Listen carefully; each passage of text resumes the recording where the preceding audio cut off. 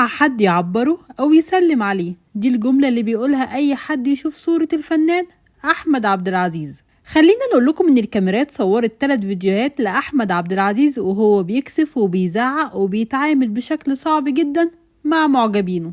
اول فيديو كان صدمة بجد، لانه كسف ولد من ذوي الاحتياجات الخاصة وزعق فيه جامد وسط الناس، ووقتها اتهاجم هجوم صعب جدا وراح قابل الولد ده واعتذر له. تاني مرة زعق في ولد حط ايده عليه وهو بيتصور معاه، وقتها مسكه من قفاه وقال له اوعى تحط ايدك عليا تاني. اما تالت فيديو كان لولد مد ايده عشان يسلم عليه، لكن احمد عبد العزيز بصله من فوق لتحت. ودلوقتي في حملات لمقاطعة اعماله، والناس بتقول مش هنشوف اي مسلسل هو موجود فيه. وعلى فكرة احمد عبد العزيز خرج واعتذر وقال انا اسف وما كانش قصدي بعد الحملات دي.